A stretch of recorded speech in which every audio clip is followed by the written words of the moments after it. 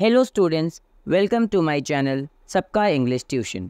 आज हम पढ़ेंगे क्लास 10 का second chapter Nelson Mandela long walk to freedom. इस वीडियो के एंड में मैं शेयर करूंगा कुछ PYQs। ये चैप्टर नेल्सन मंडेला की autobiography long walk to freedom से लिया गया है और इस चैप्टर में उनकी इनॉग्रेशन सेरेमनी यानी शपथ ग्रहण समारोह को डिस्क्राइब किया गया है।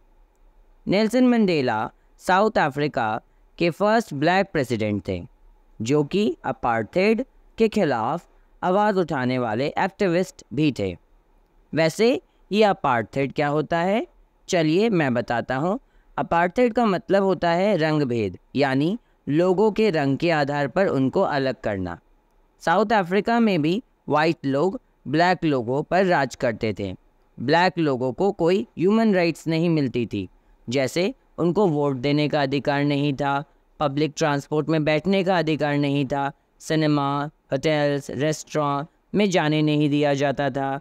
इन शॉर्ट, जीने का अधिकार नहीं था और जो भी इसके खिलाफ आवाज़ उठाता उन्हें मारा जाता था, जेल में कैद कर लिया जाता था। इसके बावजूद नेल्सन मंडेला ने अपार्थेड के खिलाफ आवाज़ उठाई। उन्हें 30 साल तक जेल में बंद किया गया, लेकिन 1994 के इलेक्शन में वो खड़े हुए और जीत हासिल की। उनकी पार्टी ANC को 400 में से 252 सीट्स मिली और वो साउथ अफ्रीका के फर्स्ट ब्लैक प्रेसिडेंट बने। 10 मई 1994 को उनकी इनॉग्रेशन सेरेमनी थी जो कि union buildings amphi theatre Pretoria में हुई, जो रेड सैंडस्टोन पत्थर से बना है। बहुत सारे कंट्रीज से लीडर्स भी आए हुए थे। साउथ अफ्रीकन मिट्टी पर पहली बार ऐसा शानदार इवेंट होने वाला था। इस एक्सट्रैक्ट में नेल्सन मंडेला बता रहे हैं कि इस एम्पी थिएटर में पहले कई दशक से वाइट लोगों का राज था। ब्लैक लोगों को तो यहाँ आने भी नहीं दिया जाता था, लेकिन आज सभी रंग रूप के लोग यहाँ शामिल हुए हैं, जो साउथ अफ्रीका की पहली गैर नस्लीय सरकार की नींव रख रहे हैं। ये 10 मई 1994 की बात है, पर साउथ अफ्रीका में उस समय ऑटम सीज़न था, क्योंकि साउथ अफ्रीका साउदर्न हेमिस्फीयर में है और वहाँ पे सीजन्स का साइकिल हमसे उल्टा होता है। नेल्सन मंडेला की बेटी ज़ेनानी भी उनके साथ मौजूद थी।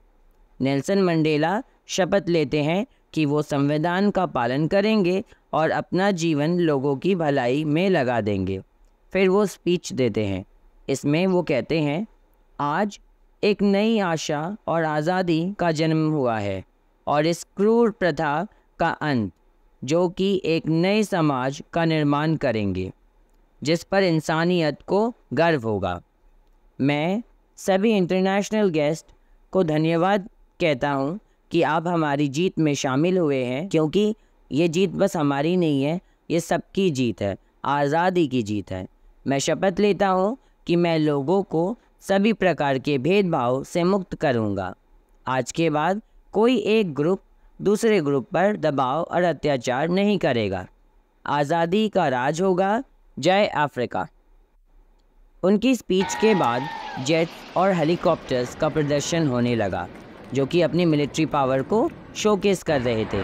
जेट्स में से black, red, green, blue and gold colours के स्मोक निकल रहे थे, जो साउथ अफ्रीकन फ्लैग के कलर्स हैं। सभी ऑफिसर नेल्सन मंडेला को सैल्यूट कर रहे थे, लेकिन नेल्सन मंडेला सोचते हैं कि अगर कुछ सालों पहले ये अगर उनसे मिलते तो वो लोग इनको अरेस्ट कर लेते। अब यहाँ 2 नेशनल एंथम्स बज रही थी। पहला एनकोसी सिकेलेल जो वाइट्स लोग गा रहे थे और दूसरा डाइस्टेम जो ब्लैक लोग गा रहे थे। लेकिन उस दिन किसी को लिरिक्स याद नहीं थी, पर जल्द ही उन लोगों को लिरिक्स याद हो जाएंगी। 20वीं सदी के पहले डिकेड, जो एंग्लो बोयर वॉर के बाद और नेल्सन मंडेला के जन्म से पहले का समय था, इन शॉर्ट 1900 से 1910 का समय था। यही वो टाइम था जब वाइट लोगों ने अपार्थेड जैसी क्रूर पॉलिसी का स्थापना किया। लेकिन आज जब नेल्सन मंडेला 80 साल के हैं, इस पॉलिसी को जड़ से उखाड़ दिया गया है। ना जाने कितने अफ्रीकन देशभक्त लोगों ने आज़ादी के लिए अपनी जान दे दी। नेल्सन मंडेला को इस बात का दुख है कि वो उन लोगों को थैंक्स भी नहीं कह सकते। अपार्थाइड सिस्टम ने ब्लैक लोगों को ब्रूटली ऑप्रेस किया, लेकिन इस ब्रूटैलिटी को ख़त्म करने के लिए अफ्रीकन सॉइल में बहुत सारे हीरोज़ का जन्म हुआ, जो अफ्रीकन सॉइल के प्योरेस्ट डायमंड्स हैं। ये सारे लोग बस एक आइडिया, आज़ादी की आइडिया के पीछे लग गए और उन्हें अपनी जान की भी परवाह नहीं थी। और इनसे ही नेल्सन मंडेला ने सीखा, courage was not the absence of fear but the triumph over it. यानी बहादुरी का मतलब ये नहीं है कि हमें बिल्कुल भी डर ना लगे। बहादुरी का मतलब होता है कि डर के आगे जीत है। कोई भी इंसान जन्म से नफ़रत नहीं करता, उसको नफ़रत करना सिखाया जाता है। तो अगर नफ़रत करना सिखाया जा सकता है तो प्रेम करना भी तो सिखाया जा सकता है। जब नेल्सन मंडेला को जेल में मारा जाता था, वो जेलर भी कभी कभी रुक जाते थे।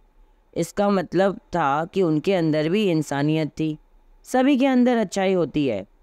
अच्छाई एक ऐसा फ्लेम है जिसको छिपाया जा सकता है लेकिन बुझाया नहीं जा सकता। सभी के लाइफ में ट्विन ऑब्लिगेशंस होते हैं, यानी दो कर्तव्य। पहला अपने फैमिली, पेरेंट्स, वाइफ, चिल्ड्रन के प्रति, और दूसरा अपने लोग, कम्युनिटी, कंट्री के प्रति। कोई भी दूसरी कंट्री में लोग ये दोनों ड्यूटीज़ का पालन करते हैं, लेकिन अफ्रीका में ऐसा नहीं था। साउथ अफ्रीका में जो लोग दोनों ड्यूटीज़ का पालन करने का सोचते, उन्हें पनिश किया जाता था। मंडेला ने जब अपनी कम्युनिटी, अपनी कंट्री के लोगों का कर्तव्य करने का सोचा, तो उन्होंने पाया कि उन्हें अपनी फैमिली की ड्यूटीज़ फुलफ़िल नहीं कर पा रहे थे। नेल्सन मंडेला जब छोटे थे, उनको लगता था कि वो आज़ाद है, लेकिन बड़े होने पर सारी सच्चाई सामने आ गई। पहले उन्हें आज़ादी बस खुद के लिए चाहिए थी, आज़ादी एक बेहतर ज़िंदगी जीने के लिए। लेकिन धीरे धीरे उन्हें एहसास हुआ कि अफ्रीका के सारे ब्लैक्स उनके भाई बंधु तो हैं। तब जाकर उन्होंने अफ्रीकन नेशनल कांग्रेस यानी ANC ज्वाइन की। उनकी चाहत थी कि सभी अफ्रीकन लोग एक सम्मान भरी ज़िंदगी जिए, और इसी चाहत ने उन्हें एक कमज़ोर इंसान से एक मजबूत इंसान बनने में मजबूर किया। फ्रीडम इंडिविजिबल, यानी इसका बंटवारा नहीं हो सकता। या तो आज़ादी सबको मिलेगी या फिर किसी को नहीं। ब्लैक लोगों को आज़ादी चाहिए थी, यानी वो फ्री नहीं थे, वो कैद में थे, वाइट लोगों की कैद में। पर वाइट लोग जो ऑप्रेसर थे वो भी फ्री नहीं है। असल में वो भी नफ़रत के कैद में है, वो भी नफ़रत के प्रिजनर है। आज़ादी छीनने वाला भी आज़ाद नहीं होता, वो भी नफ़रत का कैदी होता है। That's the end of the chapter. ये रहे कुछ PYQs। आप वीडियो पॉज करके स्क्रीनशॉट ले सकते हैं। Please like and subscribe my channel सबका English tuition, and thank you very much for watching my video.